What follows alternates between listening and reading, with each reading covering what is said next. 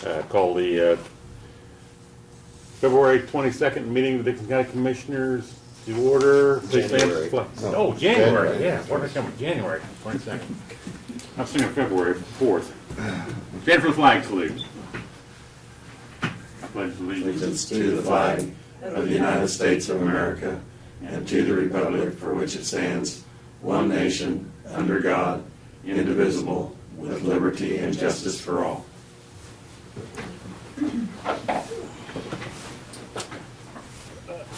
Have a couple additional items to add to the agenda. Review and consider economic development exemption property taxes from Abilene Machine. And 2, review and consider resolution to reduce speed limit north of Chapman on Rain Road. The item under other business, that signed contract, we did that last week, so that could be, you guys approved that last week, and we just went ahead and got it taken care of and got it off, so that could be deleted. Okay. Yep, that's right, we did. So just the 2 public hearings? Yeah. Yeah, those are the only two changes, and then delete that. Yeah, the Second. signed contract, yeah, we did do that. I move we approve the agenda. I'll second it. Moving to second, any other discussion? If not, all in favor say aye. Aye. Motion carried. Laverne, what's your comments, please? We gotta do consent agenda. Oh, that, gee, I skipped one. Don't skip that one. Okay, consent agenda, minutes of the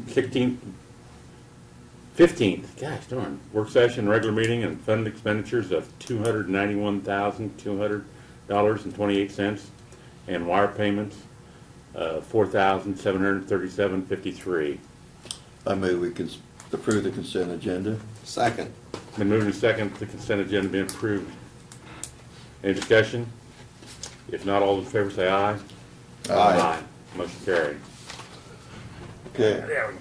Let that go down. I should have mentioned last week, Barb did get me swore in, so I am the commissioner for another 4 years.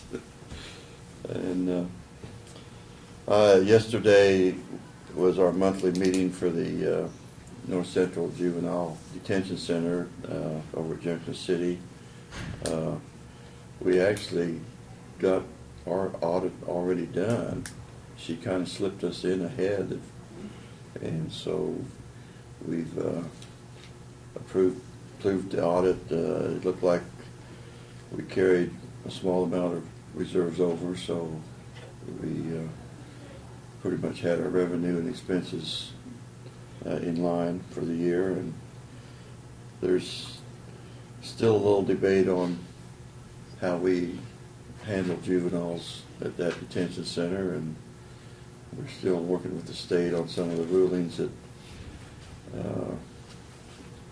they had some objections to the way we discipline some of the kids by having them locked in their cell. But from our standpoint, it's if you don't have control of the facility and don't, if a kid is acting out and endangering the staff or other kids in the facility, we feel like the only option we have is to put them in their cell and have it locked until they're ready to come out. So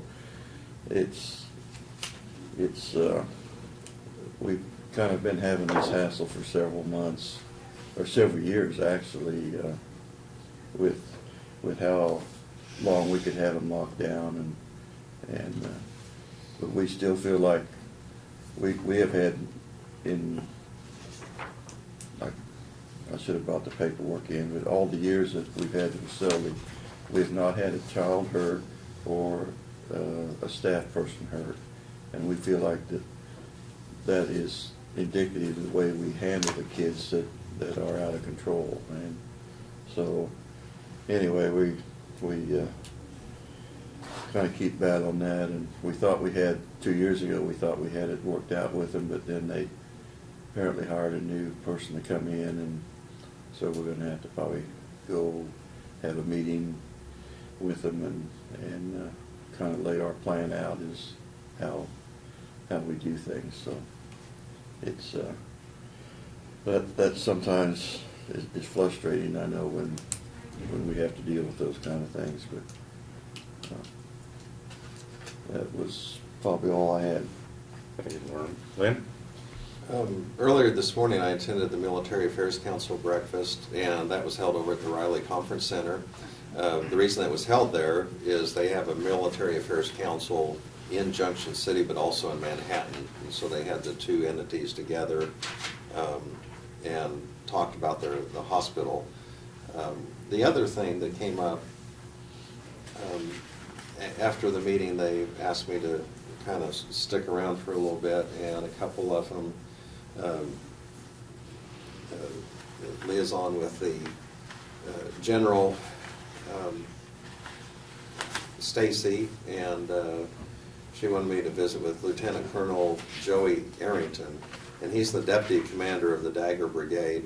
It's the 2nd Armored Brigade combat team, and you'll probably recall several years ago they had a community partnership that they established. It was back in like 2008. The Secretary of the Army came out, and they, over at Junction or Fort Riley, visited with leaders from all of the surrounding counties, and Dickinson County being among those counties was partnered with the Dagger Brigade, but also what they had done was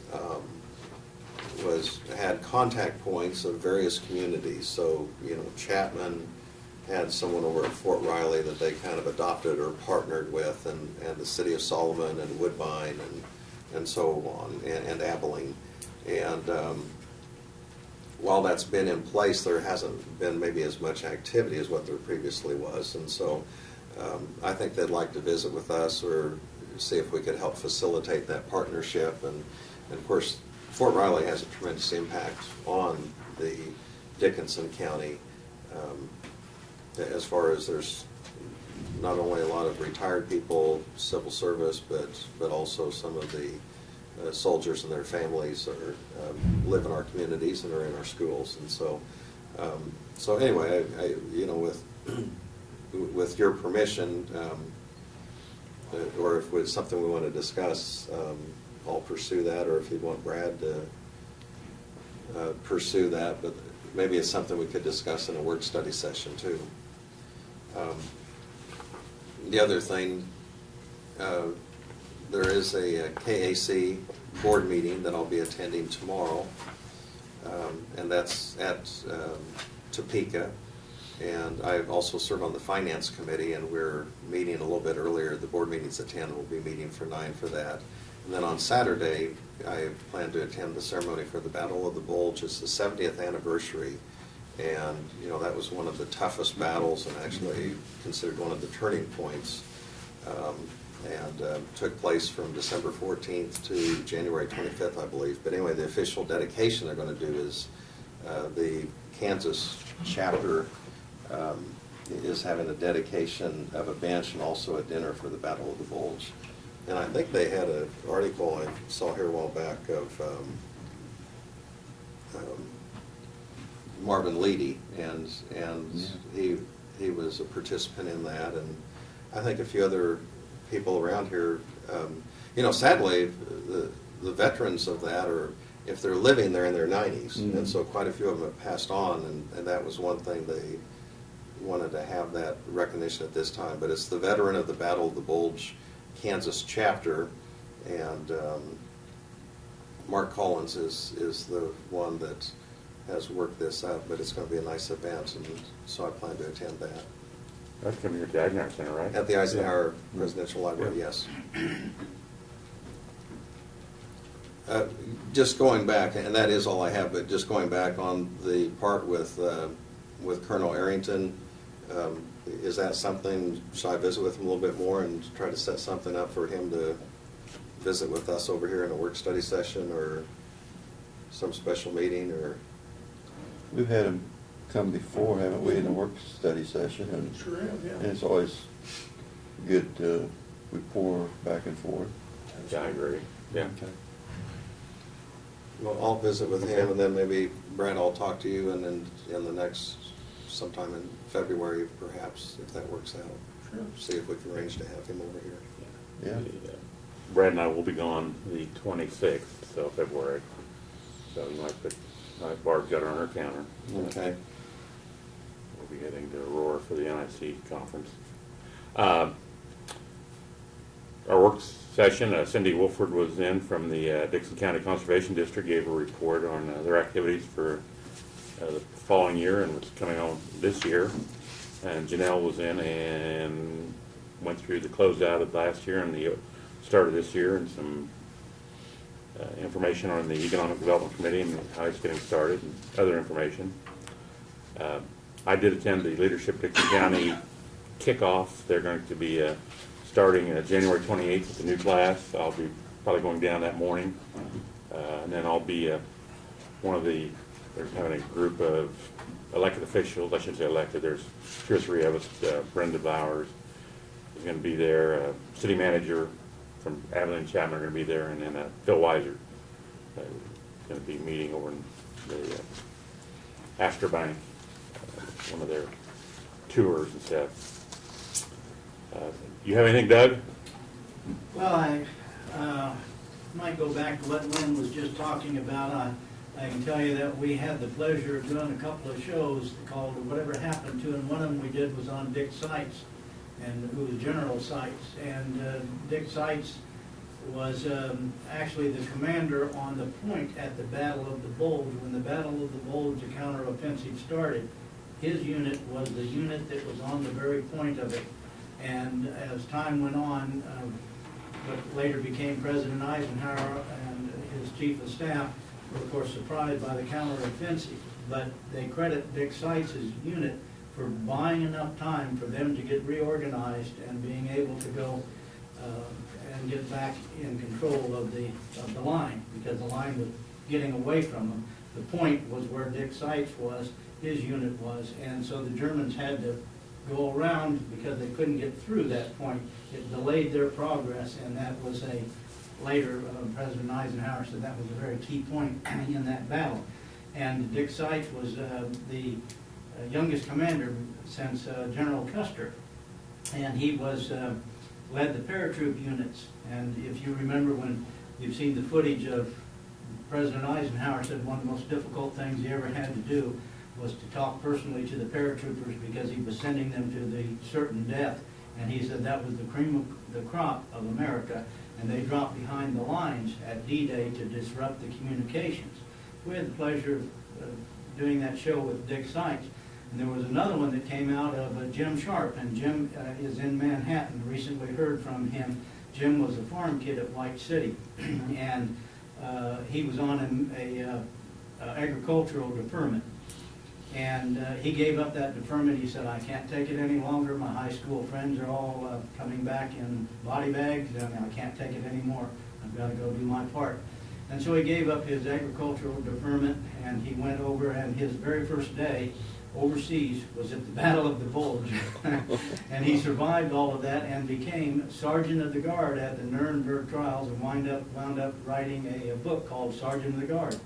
And wound up guarding Hermann Goering and the others from the Third Reich that were prisoners, and many of which were later hanged. And Jim Sharp has worked over in Manhattan at State Farm for years and years and survived it, and we had the pleasure of doing a show with him, and it was amazing just to hear the stories of him saying, I walked on one side of the tank in the Battle of the Bulge, and for no reason known to me, I decided to walk on the other side for a while, and I no more than got to the other side, and a shell hit where I had been and killed 6 or 7 of my friends who were right there, and I survived, and I don't know why. And those interesting stories, what an amazing time for the people of this country to have gone through. So there's wonderful stories up there, and I know Chapman certainly has always respected that relationship with Fort Riley, and I know Fort Riley does too, and I'm sure it's here, and so I think it's an excellent idea to foster that relationship as much as possible. Tremendous sacrifices made by those people. That's all I have. Thank you, President. Well, thank you. That's Yeah. very interesting to hear that. I mean, you've heard it, but you really, Yeah, I knew Dick Seitz probably 10 years and stuff. I worked out with him over at Y stuff. His nephew, John. yeah, he was and stuff. But yeah, he couldn't, and like I said, he talked just a little bit, but it's hard to imagine, that he made major and, he came out of K-State and ROTC and made Yeah. major, in no time at all. Of course, back then they were promotable, but he evidently had some leadership skills that were known. I think it was from Hiawatha, if I Yep, remember mhm, right. yep. Yep. Nothing else? Presentation of proclamations. We don't have anything today for that. Brad, you want to start with your report, please? Sure, well, kind of along the same lines of the event Saturday, we're going to have some of our CERT team down there helping to escort the veterans from their vehicles to the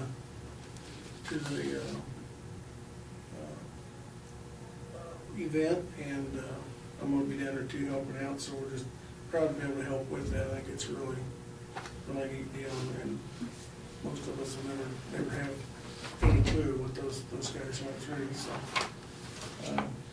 But I think it starts at 9 o'clock Saturday morning, and goes through lunchtime or shortly after. They do have, from going down to Eisenhower Center, we have a couple of new displays down there that are strictly dedicated, that'll be available, I believe, Saturday for that event, for that particular era, so.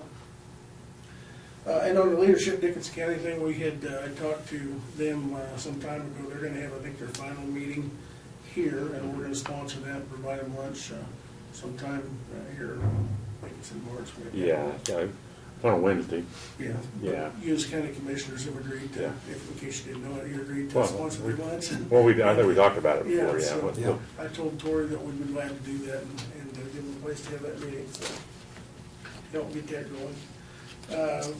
A while back, we talked a little bit about the visit that I had with Dale Cope, Family Products. I did send him a letter earlier this week. I believe I sent you a copy of it, or I gave you a copy of the back as well. In that letter, I provided the tax abatement information that he could look at, and if he chooses to do so and feels like he's eligible for that, can make that application. So hopefully I've answered his questions on that issue. Also, under the red tab in your packet, I did include a copy of the statute. I've been trying to reach out and contact the gentleman at One Oak to find out for sure if that's the statute that he uses. I did get a message a few minutes ago. He did return my call a little bit ago, so said he'd be in today, so I'll try to call him back. But, from looking at that original statute that exempted the Keystone Pipeline back in 2006 or 5, it looks to me like that's probably the same one that the natural gas lines are using, because they are mentioned in there as being eligible for that exemption, so.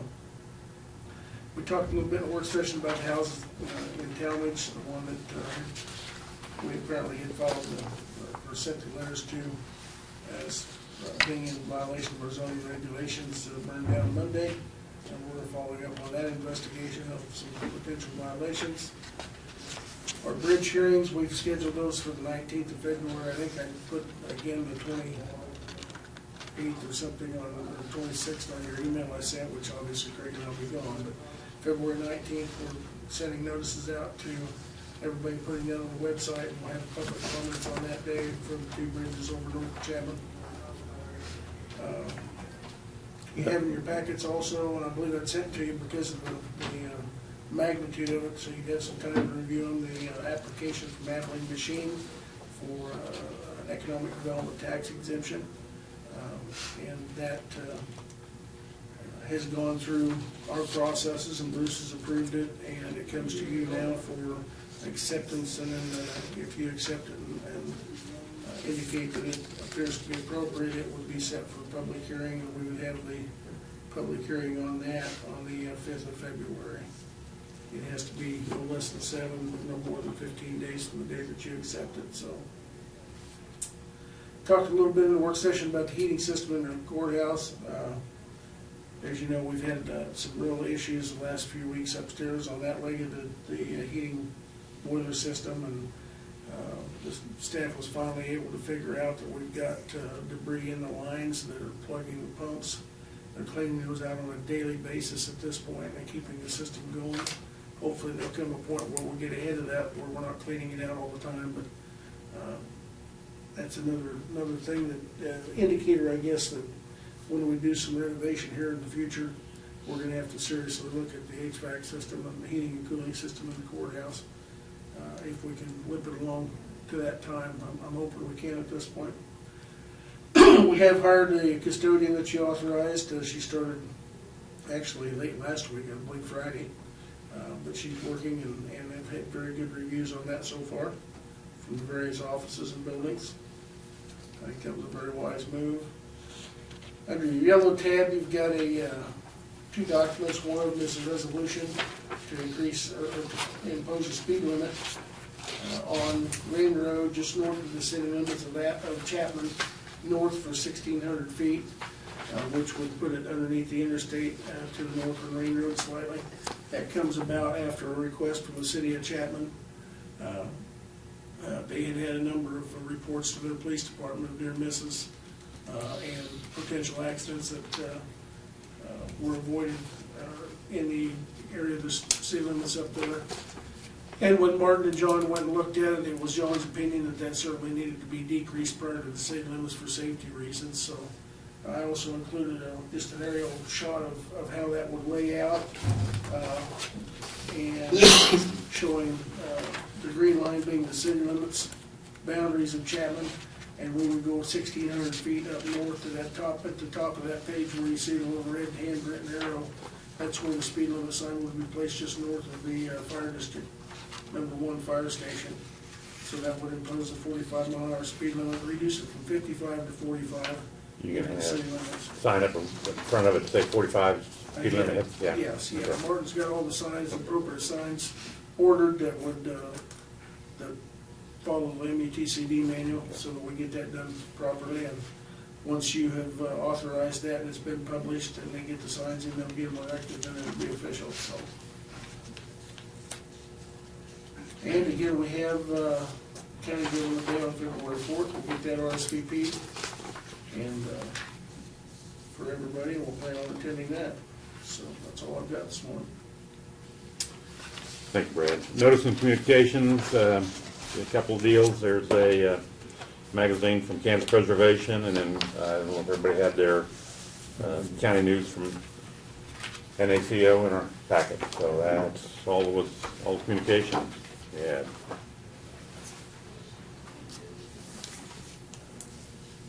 We have no resolutions to consider. Oh, The one I gave you about the speed limit. oh, that's a resolution. I'm sorry. Oh, thank you. Motion for resolution to establish a speed zone along certain portions of Rain Road, set speed limits at 45 miles an hour and providing penalties for violations thereof. Be resolved that the Board of County Commissioners of Dixon County, Kansas, that there is a need for reduced speed limits along a certain portion of Rain Road located in Knoll Township, and the City of Chapman has requested the Commissioners impose a reduced speed limit from the north city boundaries of the incorporated portion of the City of Chapman on Rain Road, continuing a distance north of Rain Road 1,600 feet. Resolution number 012215. Any other, you have a motion to approve that? I move that we approve this resolution. I'll second it. Second it. Any other discussion? I know we had some discussion in work session about this.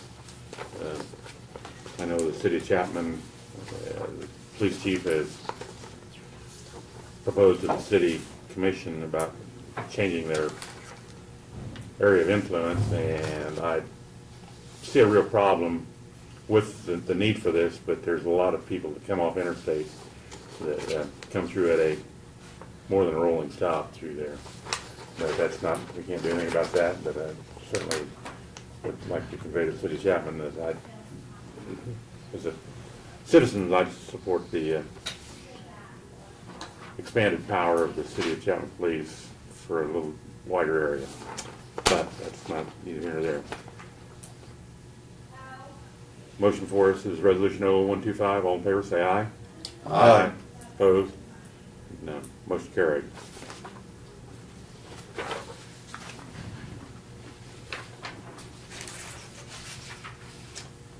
No unfinished business. Review and approve second request for payment from the Department of Commerce for the Navarre project. The second request is our formal request to the Department of Commerce for an amount of $8,682 out of that total amount. And this is given to us by the Regional Planning Commission. That's the bill for the candidate that they need to pay, so you would just formally authorize that, and Chanel and I are both authorized as signers on that, we get it signed and sent in, so. You just need a motion to approve that. Yes. I move that we approve the request for that payment. Second. Been moved and seconded, the payment for the Navarre project.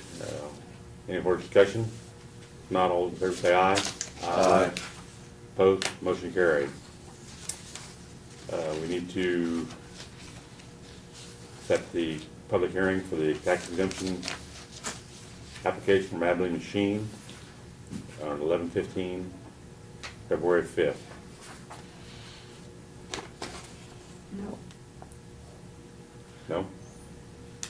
that's for future. We need to review, Gee, what's on that page here? Man, I'm not doing a very good job here today.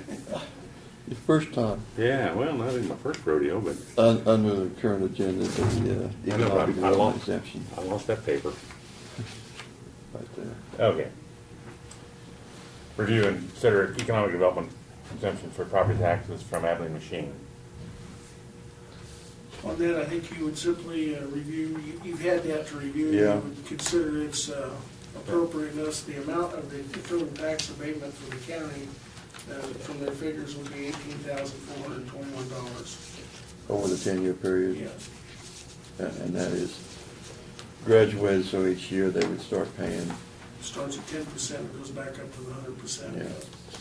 Yeah. And Doug has reviewed it, and Bruce has reviewed it, and it's their consensus that it meets the requirements. So I believe the process would be that you would accept it as appropriate, establish that date for the public hearing, then we would have the public hearing. Once you have that, then you would authorize a resolution, and then it would be sent to the state, correct? Correct.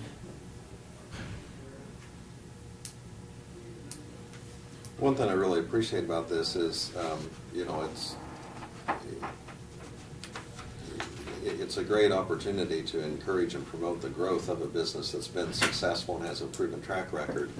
And the other thing on this, it's not just something that's easily accomplished where you say, well, I'm going to do a little bit of an expansion. They look into the rate of the return of the investment, the benefit to cost ratio. I mean, there's a lot of data that is collected, to show that it is very viable. So, I'm certainly in support of it. Now, you said we need a motion for, I think probably need a motion to approve it. To set it for To hearing. accept it, accept the date. Correct. so I would so move that we do that. I'll second it. That was the move and second, that we have a public hearing for tax exemption application from Abilene Machine, the 11/15 on February 5th. Any other discussion? Not all in favor, say aye. Aye. Motion carried.